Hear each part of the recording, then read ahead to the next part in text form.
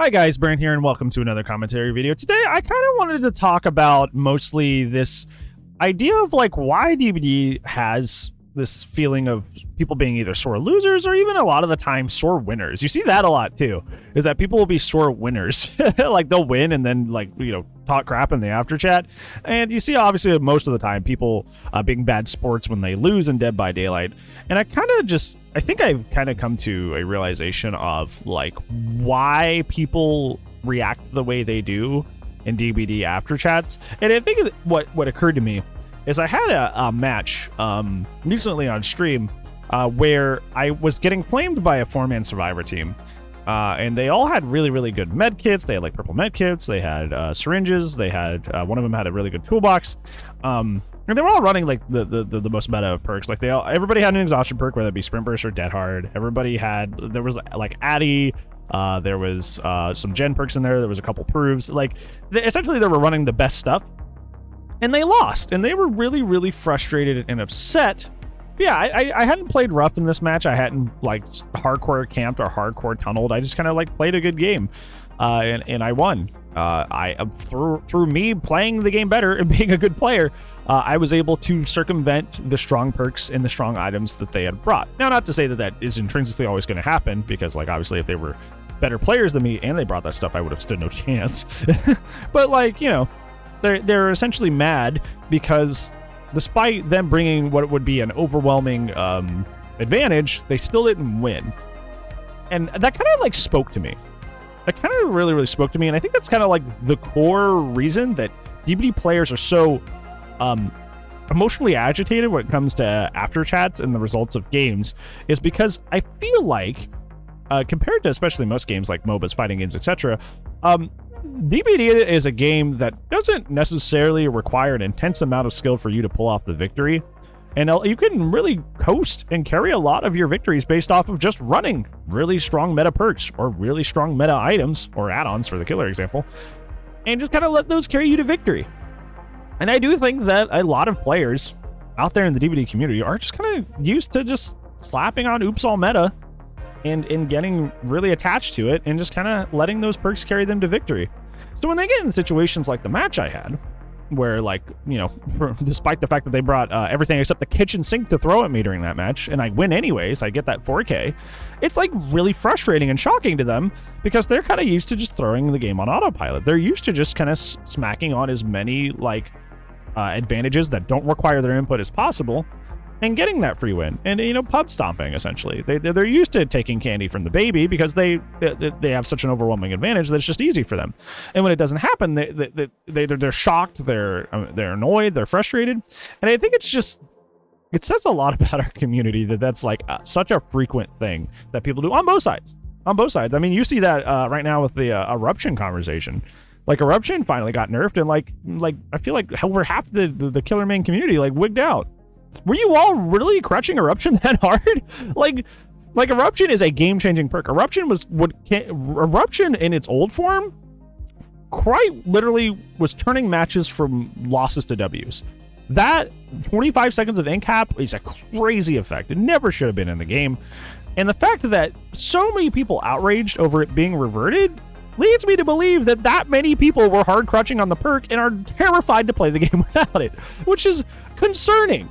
It is the same thing when we nerfed old Dead Hard. We had that commentary video the other day.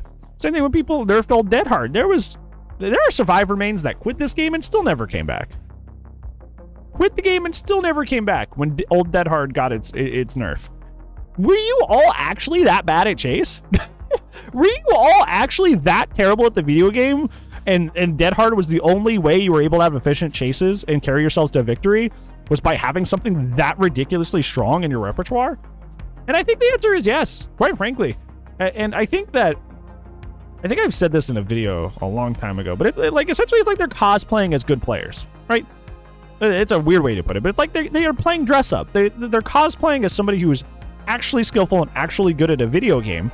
But because of Dead by Daylight's asymmetrical nature and its horrid unbalance, they're essentially able to pretend that they're a good player because, you know, was it me or was it my prove thyself? You'll never be able to tell. Was it me or was it my sprint burst? You'll never be able to tell. Was it me or my quad slowdown? You'll never be able to tell. Yeah, right? Like, you can claim it's you, right? Because you got the W, most likely, right? If you're running quad slowdown or running, like, the obnoxious stuff on the survivor side, and you win the match, you can claim it's you, right? Because you got the W, and it's ambiguous whether it really was you or it was the perks carrying you to victory. But you can make that claim, and you can try to dispute people and say, oh, no, that was me. That was me doing it. Whereas, like, in other games, like MOBAs, FPSs, fighting games, like, in a lot of those, actually, like, intense competitive settings, there is no just, like, hey, I'm just going to slap on prove thyself and win the objective for free. Like, a lot of that boils down to just your skill in the game. And I feel like a lot of people, a lot of players in Dead by Daylight like to just fly under the radar and pretend they're good.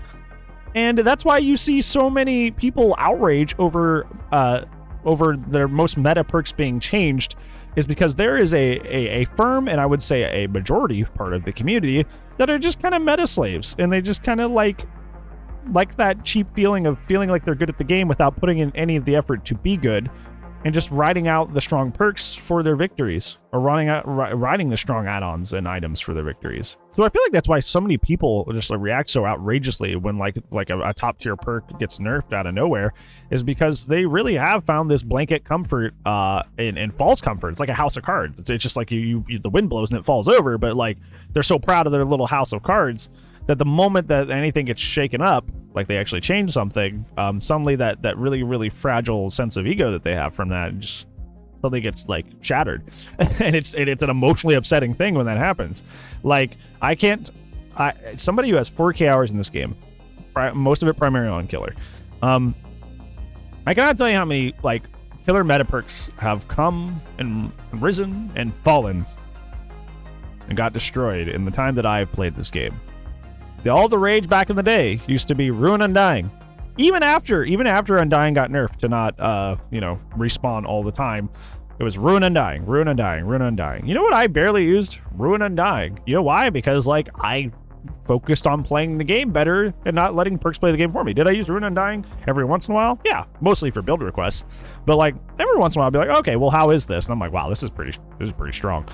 I'm like, wow, that kind of carried me. Wasn't necessarily me. That build kind of carried me. So like when they finally, in this big 6.10 update, did away with the Ruin Undying meta, not a whole lot changed for me, right? Not a whole lot changed for me. I liked Corrupt. Corrupt was probably my favorite slowdown to use. Obviously, Corrupt kind of got like kicked in the shins and taken away. So now I use Deadlock instead of Corrupt. That's basically like the big thing that changed for me, because Deadlock is kind of like Corrupt except like throughout the match essentially. So I just found something that was very similar to what I was already using and just kept going, right? I wasn't relying on the tippy top meta, right, to insulate my games. And it's going to be the same way. That's as you're saying, like I brought up earlier, that's what you're saying with the eruption outrage, right? Like a lot of people are like going to have to scramble now to like what do I throw in my build now? Like what am I going to be using instead of eruption now that eruption's being nerfed? Because so many people are just kind of like, no, I must use the most meta things, and now they're like, they're panicking because like it's getting nerfed. But like once again, in my situation, I'm already not using eruption. Like I said, I'm running Deadlock. like I'm running Deadlock, okay? Like whoop-de-doo. Like I'm running like Deadlock. I still run Corrupt sometimes. Despite it being worse. And then every once in a while I'll use Pain Res, right? So nothing really changed for me. Like I keep playing the game normally. So like I'm not having that like really weird emotionally irrational like reaction to Eruption being nerfed, because like I didn't put all my eggs in one basket. I'm not a meta slave. So like my world keeps turning while a lot of people are like freaking out and frantically right now. And it's just, I don't know. I think the DBD community has always been this way. And like I said, I think my theory is because it allows them to pretend to be good when they're actually not good.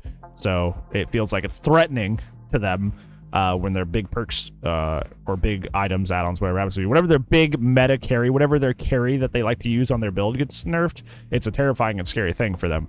Where I think it would be better the DB community just stop caring about winning so much and actually just like improve at the game, because it's kind of like I know humans are the way they are and they like the path of least resistance, but like you will reach the point where you win most of your matches if you just become better at the game.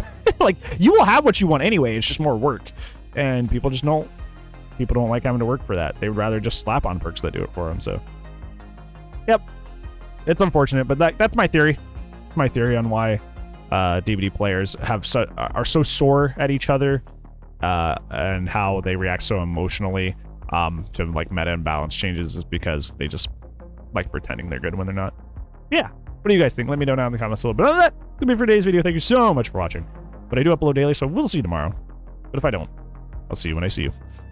Goodbye.